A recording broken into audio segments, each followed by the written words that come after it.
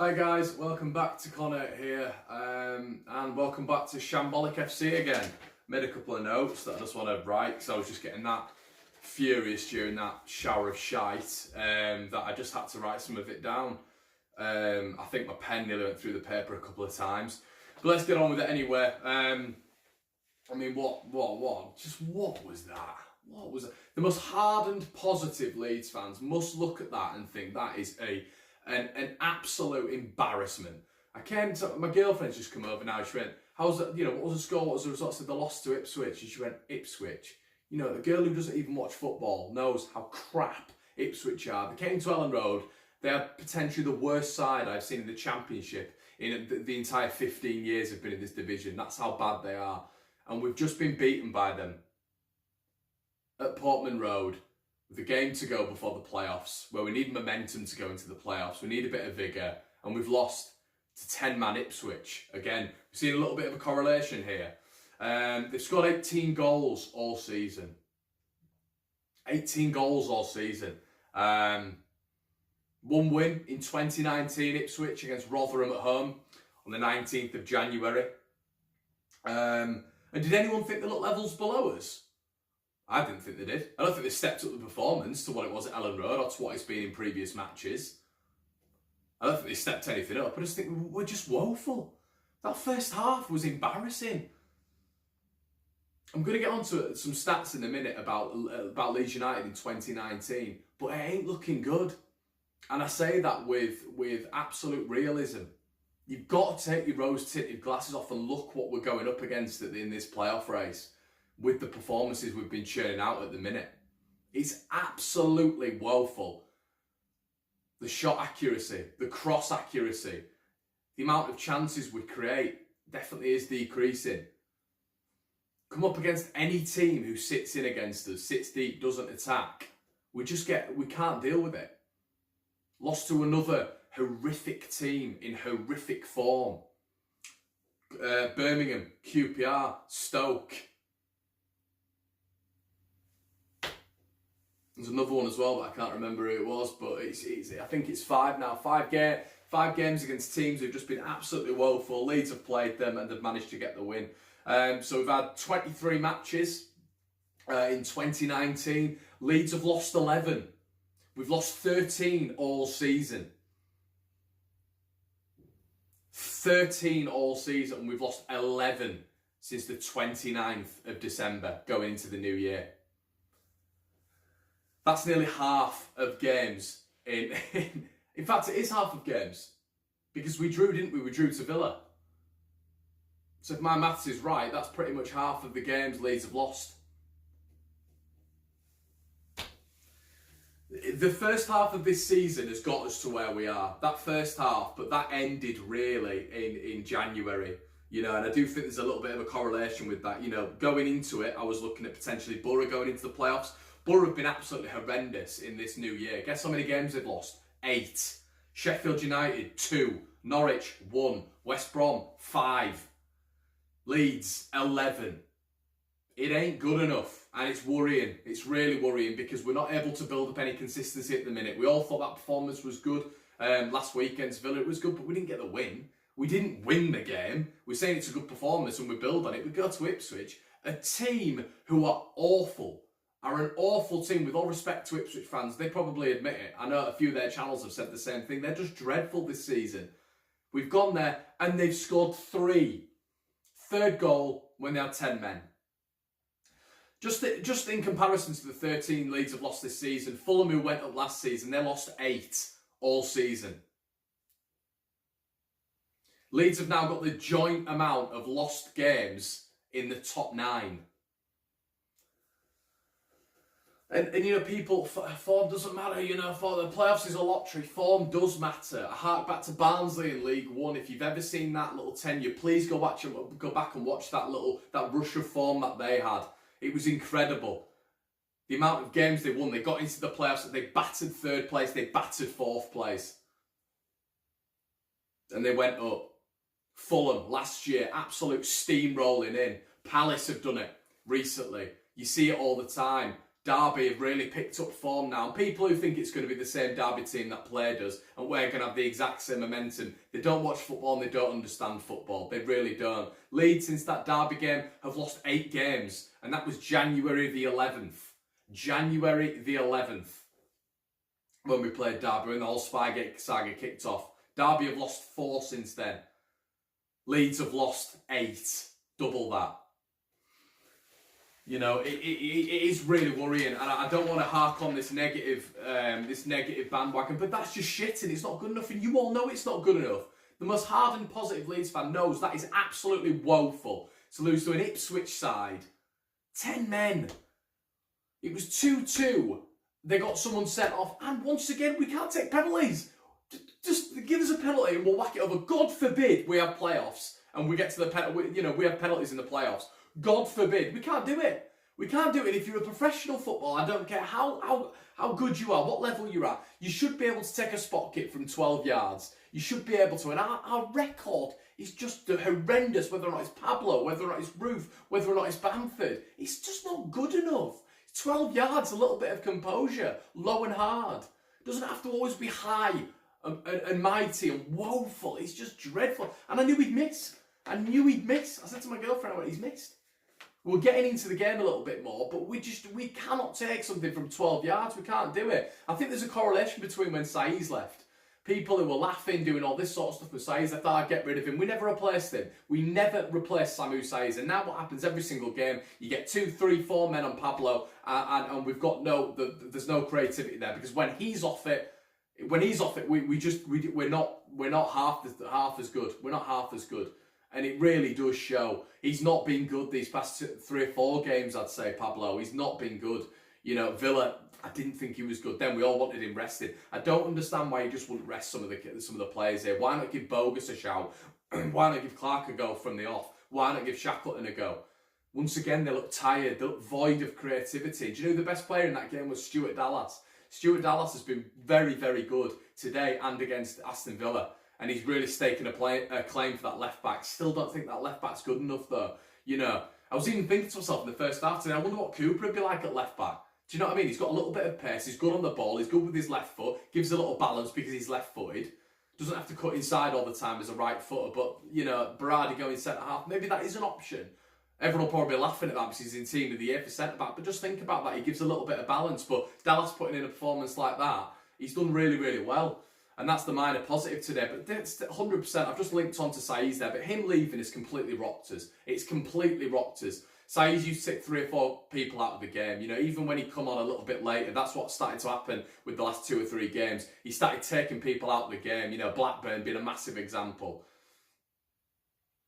And it just is, we've lost something massive in him. We've lost something massive in him. And people say, oh, get rid of him in the summer. If his attitude's right, we get back a Saïs who's willing to fight for the cause. I'd have him back, 100%, because Leeds have lost something when we've lost him. Since he has left, we have lost 11 games.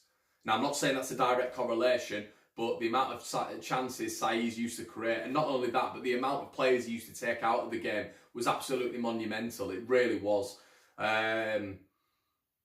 Is he?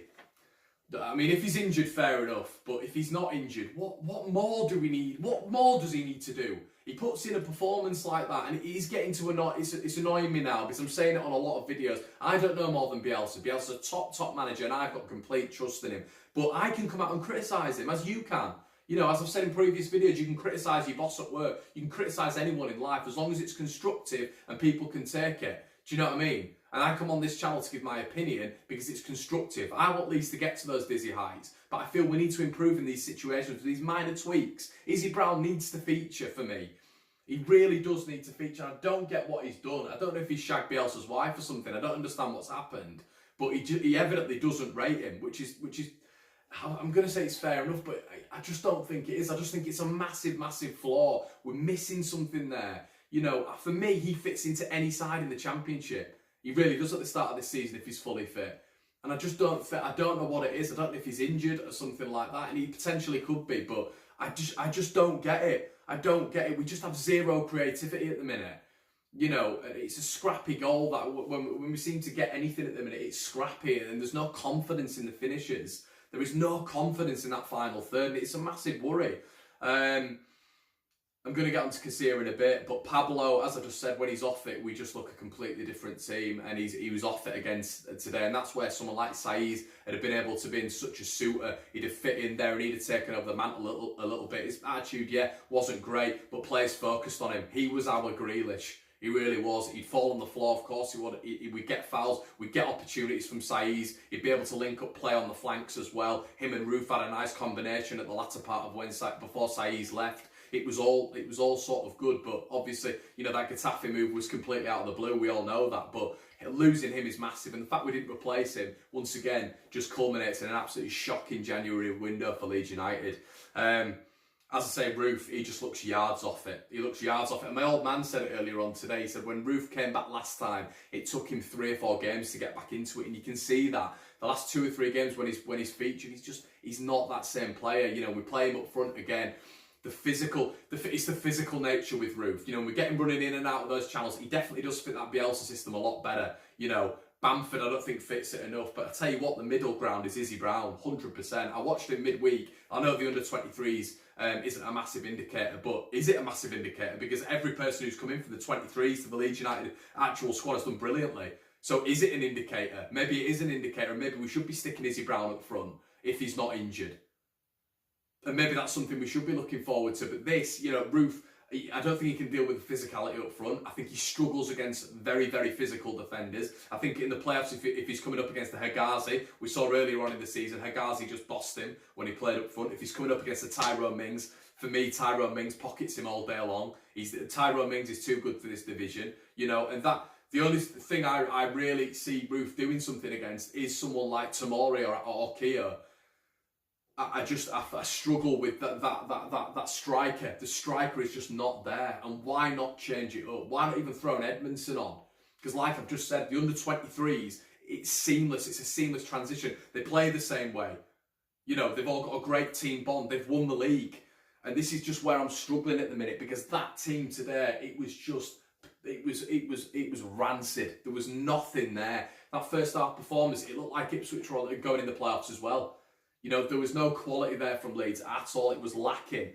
You know, I'm just veering on separate points here. But, you know, I heard a lot of people as well earlier on in the week saying, you know, since Sheffield United went up, you know, that Wigan game changed everything. But if you actually look at it, guys, and the reason I'm harking on about this is because it's the form recently. And this is why I'm harking on this. You know, you look at their wins since Wigan. You know, obviously they got the Forest win when we played Wigan. They beat Hull. They beat Ipswich. We've lost to Brentford. We drew to Villa, and we've lost to Ipswich. We wouldn't have gone up anywhere, even if we'd have beaten Wigan. If the form had continued, we wouldn't even... And it's hypothetical turning around and just playing, well, the mentalities might have been in a different mindset. Because I don't think that's correct, because let's be right, the creativity in the team, the finishing in the team, the creativity doesn't match the finishing. We're able to create chances, but the finishing is woeful, and it's been woeful since January. It really has. There's huge things that I'm concerned about as well. That, you know, the defence, what's going on at the minute? What's going on? I get it's a mixed match of sort of different things, but, you know, obviously the Villa goal last week, you couldn't blame Dallas. I don't think you could blame Dallas for many this week, and he's sort of that rotational player that's been put in the squad at left back. I think Dallas has been really good. He's been one of the standouts. Janssen, he's had a massive downturn in form as well. You know, getting involved in a little bit of argy-bargy towards the end again, out of position for that second goal, countered. Literally, like it was scum against Arsenal 3 or 4 years ago with Rooney and Ronaldo going forward. Literally, so easily countered. Midfield, not apparent today. Off it completely. You know, completely off it. Ipswich carving through us for the second goal. And just so easy. Tapped to the out of positions. It wasn't good enough. It wasn't good enough. Everyone's out of position. It's every time teams seem to hold back with Leeds and counter. I don't know how many men we push forward, but do we just leave sort of 1 at the back or 2 at the back? And maybe it looks like we do. You know, it happened with Birmingham. It's happened with Blackburn in this season. It's happened with Wigan. It looks like we leave sort of just 1 or 2 there. It happened with Brentford, obviously, more recently. We leave 1 player there or 2 players there, and then they counter, obviously bringing 3 or 4 players forward in a general counter-attacking position, which is what you do, and we just get completely exploited, and we're outnumbered. Why do we leave ourselves susceptible to that counter-attack? Why don't we put players in there to cover? Why do we leave one or two defenders back there? And we're consistently susceptible to it all the time. You know, it happened a couple of times against Villa as well last week. There was a couple of times where they came forward, where they sat in, where it was sort of 4-on-3, and you think to yourself, where is the cover? And that is something that strategically, that needs to improve for the playoffs. It really does. It really has to improve. You know, obviously we're going to be playing, Derby, and I'll get onto them in a second. Harrison as well. I don't know what more needs to be said now about Jack Harrison. It just doesn't work, and we've had so many games of it. I mean, he's done very well to keep on a Leeds United shirt and start every single week, and there doesn't seem to be any fluctuation by Bielsa there, and it does frustrate me massively. He's just not good enough. He's just not good enough. When you've got the likes of Shaq on the bench, you've got the likes of Clark, you've got the likes of Izzy Brown, obviously. You've had Clark O'Doher in the 23s, who's played left midfield this season as well. Why are we persisting with this Harrison thing? I understand Clark O'Doher's injured, but for the rest of the season, you know, it's even like Roberts. Roberts against Villa when he came on and started and played on that left for Harrison. It's a different player. Roberts was absolutely brilliant. Yet that's been configured, and we've realised that with about 2 or 3 games to go. And it's most important now that we have that, because it's the playoffs, and it's most important we realise that now. But it worries me that he starts Harrison again today. Roberts wasn't available, but do you honestly think he'd have started Roberts left wing? I don't think he would have done. No chance. I don't think he would have, because he's too loyal to Harrison. But the loyalty's got to get you too far. Because I'm telling you, that left side is just awful. It's literally bottom half championship side. It really is. It's just nothing. There's a few take-ons per game, but then the balls in from Harrison never culminate to anything. I've really tried with Harrison, you know, the Millwall game, the Wednesday game, a couple of games after that, I really started bigging him up, and I was like, come on, give him a chance. But it's got to a point now where there's just no quality. There is no question for this team, the desire, the effort, which is what we all want as fans. That is the number one. But when we are in this position, to get to the promised land. We've all agreed that we want Bielsa to stay above promotion. I want that. We all want that, 100%. But when we're so close, and we've been so good this season, I can't for the life of me understand why we persist with something that just continuously doesn't work. It's continuously ineffective, and is continuously hampering us in the final third. I don't get it. What like when you have got options, there are options there. Harrison, let's be right, he's 23. You know, he's not beyond the hill. He's not loads of experience in that position. He's only played once in the Championship. Izzy Brown, Jamie Shackleton, Clark O'Doher. It boggles me. It really does. And you know, let's just finish it off with the culminating 2 points really. You know, Kiko Casilla, what is happening with him at the minute? Villa, Wigan, Brentford. Why does he come out of his goal like that? Why does he do that? The first goal, there's no need. There is no need to literally stream out of your box 25 yards to the edge of the box. You've got Janssen, you've got Clark, and is it Colin Quainer on the ball? Who every time he runs through treacle. He's not going to blitz Janssen. He's not going to blitz Cooper. Why do you feel it necessary to stream out 25 miles an hour? And make the referee then has to make a decision. If that's a Stuart Atwell, if that's a Mike Dean, that could have been a red card. And you've done that. You can't blame the referees for that. It might have been a dodgy decision, but you know, I know, you know, I do, and a lot of Leeds fans love to blame the referees, because I genuinely believe that there could be a little bit of a hindrance against Leeds with regards to referees. A lot of opposition fans don't agree with that, but you know, you watch Leeds week in, week out, you'll understand what I mean. But to be fair, a lot of other clubs, you know, they say the same things. Maybe it's just a bog standard referee in this division. It probably is. But you give the referee a decision to make. Every single time we're doing something like that, and he's done it numerous times. He did it against Villa last week, and he retreated. There was a point, I turned around to Liam, who was next to me, I went, you know, I nudged him, I went, what's he doing? Why does he feel the need to come out like that? So that first goal, he gives the ball away in general anyway. I think he puts someone in a hospital position. He gives the ball away, obviously, and then it all happens, it all culminates. But the second goal, when we got counted, he couldn't do anything about that. The third goal, that is disgusting. That is disgusting. Once again, he gives the ball away with this stupid distribution, which isn't good enough. It's not good enough. We've said it recently, you know, I've said it to a couple of my pals, and, you know, we're trying to give him a little bit of leeway, but he's had a lot of time now. You know, it's sort of five months in the first team now. And the distribution, okay, it's all right to Jansen, it's all right to Cooper, but actually the distribution to the wide areas where we play on the flanks, you know, you look at your Ayling, you look at your Dallas today, it's just woeful. It's always out of play, and he sort of continues with it. I understand that Bielsa has probably indoctrinated into him, but the quality's got to improve. I don't know whether or not you practice that in training week in, week out, but when you play into the flanks, which is where Leeds build from, it's constantly over Ayling's head, it's constantly over Dallas's head, and that's quality and concentration, and it's not good enough. And once again, like I just said, that third goal, what's he doing?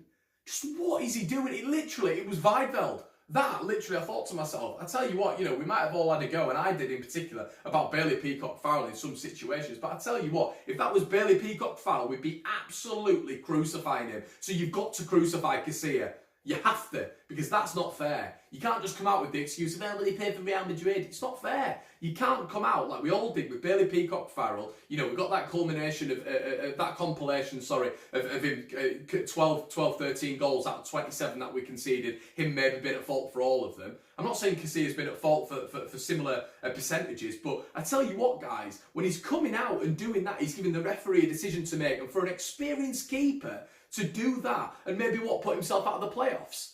Just what goes on? What goes on? Bamford diving last week, getting himself out for the playoffs first leg. Stupid. Why do it? You know there's cameras everywhere, and it's frustrating because today again he runs out, gives for that goal originally, runs out, gives the ref a decision to make.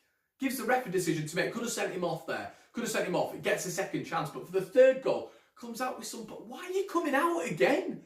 Jansen has literally got it. It's like the Jansen or Cooper, forgive me if I'm wrong, it's an instant match reaction, this. One of them has got the ball. They're going to head it, and you just see this Superman punch come over. They both miss it, because Casilla's come with a Conor McGregor punch for some reason, and it just lands to Quinn, who taps it in the net.